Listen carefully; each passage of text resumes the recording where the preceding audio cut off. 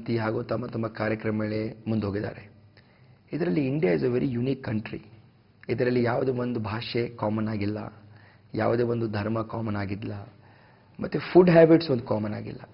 ಅದಕ್ಕೆ ನಾವು we have to choose a destiny which is unique for us. We can take inspiration, ಬೇರೆ ದೇಶದಿಂದ inspiration ತಗೊಳ್ಬಹುದು ನಾವು. ಇವತ್ತು ನಮ್ಮ ತೈವಾನ್ ಅಂತ ಒಂದು ಚಿಕ್ಕ ರಾಷ್ಟ್ರವಿದೆ. ಮ್ಯಾನುಫ್ಯಾಕ್ಚರಿಂಗ್ ನೋಡಿ, ಎಲ್ಲ ಮೊಬೈಲ್ ಫೋನ್ಗಳು ತೈವಾನಲ್ಲಿ ಆಗ್ತವೆ. ನಾವು ಇನ್ಸ್ಪಿರೇಷನ್ ತಗೊಳ್ಬಹುದು. ಯಾಕೆ ಇಂಡಿಯಾದಲ್ಲಿ ನಾವು ಮ್ಯಾನುಫ್ಯಾಕ್ಚರಿಂಗ್ ಹಬ್ ಮಾಡ್ಲಿಕ್ಕೆ ಬರಲ್ಲ? ಟೆಕ್ನಾಲಜಿ ಇದೆ, ಇಂಜಿನಿಯರ್ಸ್ ಇದ್ದಾರೆ, ಸಾಕಷ್ಟು ತಂತ್ರಜ್ಞಾನ ಇದೆ, ಇನ್ಸ್ಪಿರೇಷನ್ ತಗೊಳ್ಬಹುದು. ಆದರೆ ನಮ್ಮ ದೇಶ ಬಹಳ ಯುನೀಕ್ ಆಗಿದೆ. ಅದಕ್ಕಾಗಿ ನಾವು ನಮ್ಮ ಭವಿಷ್ಯವನ್ನು ನಮಗೆ ತಕ್ಕಾಗಿ ನಾವು ಮಾಡಬೇಕು. ಇನ್ಸ್ಪಿರೇಷನ್ ತಗೊಳ್ಬಹುದು, ಅದಕ್ಕೆ ಕಾಪಿ ಮಾಡ್ಲಿಕ್ಕೆ ಸಾಧ್ಯವಿಲ್ಲ. ಒಂದು ಪ್ರಶ್ನೆ, ರಾಹುಲ್ ಗಾಂಧಿ ಅವರು ಯುವ ಜನತೆಗೆ ಒಂದು ಪವರನ್ನು, ಅಧಿಕಾರವನ್ನು ಕೊಡಬೇಕು ಅನ್ನೋ ಒಂದು ಕನಸು ಕಾಣ್ತಾ ಇದ್ದಾರೆ. ಪ್ರಶಾಂತ್ ದೇಶಪಾಂಡೆ ಅವರಿಗೆ ಯುವ ಶಕ್ತಿಗೆ ಒಂದು ಅಧಿಕಾರ ಕೊಡೋದರ ಬಗ್ಗೆ ನಿಮ್ಮ ನಿಲುವೇನು? ನೋಡಿ, ಇವತ್ತು ನಾನು ಹೇಳಿದಂಗೆ, ಇವತ್ತು ನಾನು ಯುವ ಶಕ್ತಿ ಹೇಗೆ ಕೊಡಬಹುದಂತ ನಾನು ಹೇಳಿಕ್ಕೆ ಸಾಧ್ಯವಿಲ್ಲ. ಯಾಕೆಂದರೆ ಇವತ್ತು ನಾನು ಅಭ್ಯರ್ಥಿಯಾಗಿ ನಿಂತಿದ್ದೇನೆ. ಮುಂದೆ ನಾನು ಆರಿಸಿ ಬಂದರೆ, ಆಶೀರ್ವಾದ ಮಾಡಿದರೆ, ಖಂಡಿತ ನನ್ನ ಜೊತೆ ನಮ್ಮ ಹಿರಿಯ ನಾಯಕರು ಇರ್ತಾರೆ, ಯುವಕರು ಮುಖಂಡರಿದ್ದಾರೆ. ಅವರನ್ನು ನಾವೆಲ್ಲೂ ಬೆಳೆಸಬೇಕು. ಹಿರಿಯರು ನಮ್ಮ ಮಾರ್ಗದರ್ಶನ ಕೊಡಬೇಕು. ನಾವು ನಮಗಿಂತ ಯಾರು ಜೂನಿಯರ್ ಇದ್ದಾರೆ ಅವ್ರಿಗೆ ಒಂದು ಮಾರ್ಗದರ್ಶನ ಕೊಡಬೇಕು. ಹೆಚ್ಚಿನ ಸಂಖ್ಯೆಯಲ್ಲಿ ಯುವಕರು ಯುವತಿಯರು ರಾಜಕಾರಣದ ಬರಬೇಕು. ಯಾಕಂದರೆ ಒಳ್ಳೆಯ ಜನರು ಬರಬೇಕು. ಅದು ಯಾರೋ ಹೇಳ್ತಾರಲ್ಲ, politicians is the last refuge of scoundrels ಅಂತ.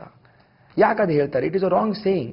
ಯಾಕಂದರೆ ಯಾರು ಪೊಲಿಟಿಕ್ಸಲ್ಲಿ ಯಾರು ಬರಲಿಕ್ಕೆ ಆಸೆನೇ ಇಲ್ಲ, ಬೇಡಪ್ಪ ಅಂತ ಹೇಳ್ತಾರೆ, ಬೇಸರ ಅಂತ ಹೇಳ್ತಾರೆ. ಅದು ಒಂದು ಥಿಂಕಿಂಗು, ಥಾಟ್ ಪ್ರೊಸೆಸ್ ಚೇಂಜ್ ಮಾಡಬೇಕು. ಆ ಒಂದು ಥಿಂಕಿಂಗ್, ಥಾಟ್ ಪ್ರೊಸೆಸ್ ಚೇಂಜ್ ಮಾಡಿದರೆ, ಆ ಒಂದು ಮಾಡಲಿಕ್ಕೆ ನಾನು ಪ್ರಯತ್ನ ಮಾಡ್ತೀನಿ. ಒಳ್ಳೆಯ ಎಜುಕೇಟೆಡ್ ಯೂತ್ಸು, ಎಜುಕೇಟೆಡ್ ವುಮೆನ್ನು, ಅವರು ಒಂದು ರಾಜಕಾರಣದಿಂದ ಬರಬೇಕು. ಪರಿಸ್ಥಿತಿ ಬದಲಾವಣೆ ಆಗುತ್ತೆ. ಅದಕ್ಕೆ ಒಂದು ನಾನು ಖಂಡಿತ ಪ್ರಯತ್ನ ಮಾಡ್ತೀನಿ. ಕೊನೆಯ ಪ್ರಶ್ನೆ ದೇಶಪಾಂಡೆ ಅವರೇ, ಈ ಒಂದು ಕ್ಷೇತ್ರದ ಜನತೆಗೆ ಏನು ಹೇಳಕ್ಕೆ ಇಷ್ಟಪಡ್ತೀರಿ? ಇಂಡಸ್ಟ್ರಿ ಇನ್ನು ಇವತ್ತು ನೋಡಿ, ಇಂಡಿಯಾದಲ್ಲಿ ಕೇವಲ ನಮ್ಮ ಹೈದರಾಬಾದು ಹಾಗೂ ಬೆಂಗಳೂರು ಹಾಗೂ ಗುರ್ಗಾಂವ್, ಈ ಮೂರೇ ಒಂದು ಸಿಟೀಸಲ್ಲಿದೆ. ಡೆಲ್ಲಿಯಲ್ಲಿ ಅಷ್ಟಿಲ್ಲ, ಕಲ್ಕಟ್ಟಾದಲ್ಲಿ ಇಷ್ಟಿಲ್ಲ, ಅಹಮದಾಬಾದಲ್ಲಿ ಅಷ್ಟಿಲ್ಲ. ಯಾಕೆ? So there are some unique patterns which IT-BT industry wants. ಅದನ್ನು ಬಿಟ್ಟು ನಮ್ಮ ಜಿಲ್ಲೆಯಾಗಿ ತಕ್ಕ ಅನುಸಾರ ಯಾವ ಅವಕಾಶ ಇದೆ ಇಂಡಸ್ಟ್ರೀಸ್ಗಳು ಬರಲಿಕ್ಕೆ, ಅದನ್ನು ವಿಚಾರ ಮಾಡಬೇಕು. ಅದರಲ್ಲಿ ಒಂದು ಟೂರಿಸಂ ಇಂಡಸ್ಟ್ರಿ, ಪ್ರವಾಸೋದ್ಯಮ ಇಲಾಖೆ, ಎರಡನೇದು ಆಗ್ರಿ ಪ್ರೊಸೆಸಿಂಗ್ ಇಂಡಸ್ಟ್ರೀಸು, ಮೂರನೇದು ಯು ಕ್ಯಾನ್ ಡೂ ದಿಸ್ ಶಿಕ್ಷಣ ಸ್ಥಳವನ್ನು ಮಾಡಬಹುದು. This the 3 industries which I feel Uttara Kannada ಜಿಲ್ಲೆಯಲ್ಲಿ ಬರಬಹುದು. ಓಕೆ, ಉತ್ತರ ಕನ್ನಡ ಜಿಲ್ಲೆಯಲ್ಲಿ ಪ್ರಮುಖವಾಗಿ ಇದು ಬರಬಹುದು ಅನ್ನೋದು, ಅದು ಆ ನಿಟ್ಟಿನಲ್ಲಿ ಕೂಡ ಕೆಲಸ. ಹೌದು. ಮತ್ತೆ ಏನು ದೊಡ್ಡ ಕಾರ್ಖಾನೆಗಳು ಇವತ್ತು ನೋಡಿ, IT-BT ಇಂಡಸ್ಟ್ರಿ ಬಿಡಿ, ದೊಡ್ಡ ಕಾರ್ಖಾನೆಗಳು ಬರಬೇಕಂದ್ರೆ ಇವತ್ತು ಜಮೀನು ಬೇಕು. ಸ್ಟೀಲ್ ಇಂಡಸ್ಟ್ರಿ ಬರಬೇಕು, ಆಟೋಮೊಬೈಲ್ ಇಂಡಸ್ಟ್ರಿ ಬರಬೇಕು. ಅದಕ್ಕೆ ಒಂದು 100, 400, 500 ಎಕರೆ ಜಿಲ್ಲೆಯಲ್ಲಿ ಎಲ್ಲಿ ಸಿಗುತ್ತೆ? ಕರಾವಳಿ, ಬಯಲುಸೀಮೆ, ಪಶ್ಚಿಮ ಘಟ್ಟ, ಕೆಲವೊಂದು ಸಮಸ್ಯೆಗಳಿದ್ದಾವೆ. ಪ್ರಶಾಂತ್ ದೇಶಪಾಂಡೆ ಅವರೇ, ಈ ಪ್ರಶ್ನೆನ ನೀವು ಕೆಲವೊಂದು ಕೊಟ್ಟಂತಹ ಉತ್ತರಗಳಿಂದ ನಾನು ಕೇಳ್ತಾ ಇದ್ದೀನಿ. ನೆಲ್ಸನ್ ಮಂಡೇಲಾ ಬಗ್ಗೆ ತಾವು ಸಾಕಷ್ಟು ಅಂಶಗಳನ್ನು ಪ್ರಸ್ತಾಪಿಸಿದ್ರಿ.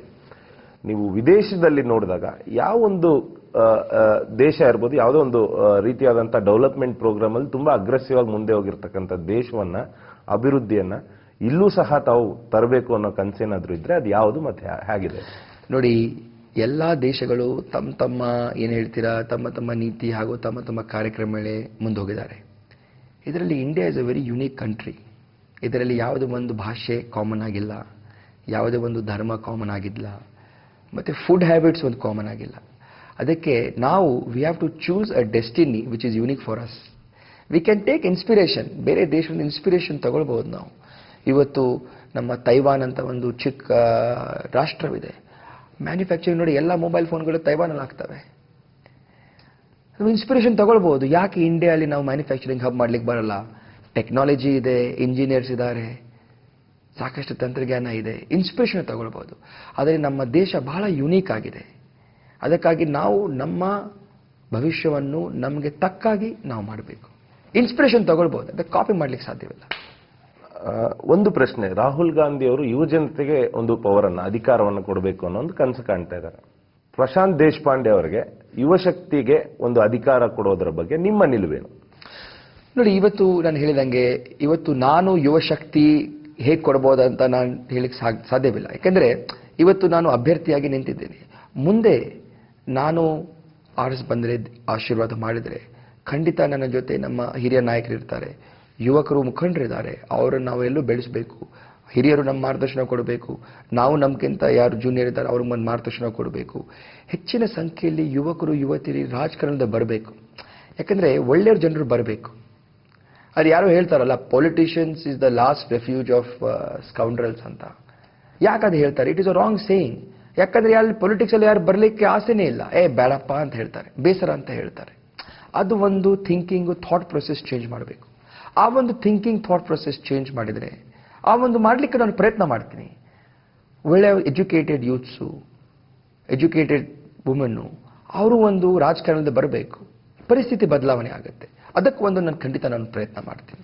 ಕೊನೆಯ ಪ್ರಶ್ನೆ ದೇಶಪಾಂಡೆ ಅವರೇ, ಈ ಒಂದು ಕ್ಷೇತ್ರದ ಜನತೆಗೆ ಏನು ಹೇಳಕ್ಕೆ ಇಷ್ಟಪಡ್ತೀರಿ? ನೋಡಿ, ಒಂದೇ ನಾನು ಹೇಳ್ತೀನಿ, ಕೇವಲ ಕೆಲವೊಂದು ವಿಷಯಗಳು. ಇವತ್ತು ನಾನು ಪ್ರಶಾಂತ್ ದೇಶಪಾಂಡೆ, ಆರ್ ವಿ ದೇಶಪಾಂಡೆರ ಮಗ ಹಂಗಷ್ಟೇ ನೋಡ್ಲಿಕ್ಕೆ ಹೋಗಬೇಡಿ. ನನ್ನ ವ್ಯಕ್ತಿತ್ವವನ್ನು ನೀವು ಪರಿಚಯ ಮಾಡಿ. ಎರಡನೇದು, ಕಾಂಗ್ರೆಸ್ ಸರ್ಕಾರ ಮಾಡಿರುವ ಯೋಜನೆಗಳು, ಕಾರ್ಯಕ್ರಮಗಳು ಕೇಂದ್ರದಲ್ಲಿರಲಿ, ರಾಜ್ಯದಲ್ಲಿರಲಿ, ಹಾಗೂ 4 ಬಾರಿ ಆರಿಸಿ ಬಂದ ಬಿಜೆಪಿಯ ಸಾಂಸದರು ಮಾಡಿರೋ ಸಾಧನೆ ಅದು ನಿಮ್ಮ ಮುಂದಿದೆ. ಇವತ್ತು ಒಂದು ಬದಲಾವಣೆ ತಗೊಂಡು ಬನ್ನಿ, ಒಂದು ಅವಕಾಶವನ್ನು ಕೊಡಿ. ಬದಲಾವಣೆಯ ಏನು ವ್ಯತ್ಯಾಸ ಇದೆ ನೀವೇ ನೋಡ್ತೀರಾ.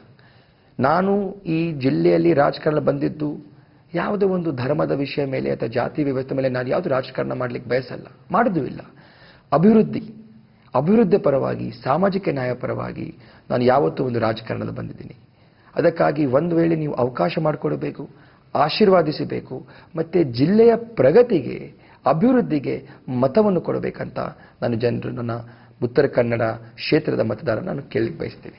ಖಂಡಿತವಾಗಿಯೂ ಪ್ರಶಾಂತ್ ದೇಶಪಾಂಡೆ ಅವರೇ, ನಿಮ್ಮ ಇಷ್ಟೊಂದು ಪ್ರಚಾರದ ಬಿಸಿ ನಡುವೆ ಕೂಡ ನಮ್ಮೆಲ್ಲ ಪ್ರಶ್ನೆಗಳಿಗೂ ಸಾಕಷ್ಟು ಪೇಷನ್ಸ್ ಆಗಿ ಸಂಯಮದಿಂದ ಉತ್ತರ ಕೊಟ್ರಿ. ನಮ್ಮ ಚರ್ಚೆಯಲ್ಲಿ ಭಾಗವಹಿಸಿದ್ದಕ್ಕೆ ನಿಮಗೂ ಧನ್ಯವಾದಗಳು. ವೀಕ್ಷಕರೇ, ಒಟ್ಟಾರೆ ಇದು ಪ್ರಶಾಂತ್ ದೇಶಪಾಂಡೆ ಅವರ ಮಾತುಗಳು. ಒಬ್ಬ ಯುವ ರಾಜಕಾರಣಿಗೆ ಇರಬೇಕಾದಂತಹ ಎಲ್ಲ ಒಂದು ಪ್ರಮುಖ ಅಂಶಗಳು ಸಹ ಇವರಲ್ಲಿದೆ. ಹಾಗೆಯೇ ಕೇವಲ ಯುವ ರಾಜಕಾರಣಿ ಅಂದಿದ ತಕ್ಷಣ ಒಂದು ಇಮೆಚುರಿಟಿ ಇರುತ್ತೆ ಅನ್ನೋದು ಖಂಡಿತವಾಗಿಯೂ ಪ್ರಶಾಂತ್ ದೇಶಪಾಂಡೆ ಅವರಲ್ಲಿ ಇಲ್ಲ. ಯಾಕೆಂದ್ರೆ ಅವರ ಏನೋ ಒಂದು ಚರ್ಚೆ ನಡೆಯುವಂಥ ಸಂದರ್ಭದಲ್ಲಿ ಅವರಂತೂ ಕೊಟ್ಟಂತ ಉತ್ತರಗಳನ್ನು ನಾವು ಪ್ರಮುಖವಾಗಿ ಗಮನಿಸಿದಾಗ ಸಾಕಷ್ಟು ಮೆಚೂರ್ಡ್ ಆಗಿತ್ತು. ಖಂಡಿತವಾಗಿಯೂ ಈ ಒಂದು ಚುನಾವಣೆಯಲ್ಲಿ ಅವರಿಗೆ ಖಂಡಿತವಾಗಿಯೂ ಜಯ ಒಲಿಯಲಿ ಅನ್ನೋದು ನಮ್ಮ ಆರೈಕೆ ಕೂಡ. ನಮಸ್ಕಾರ.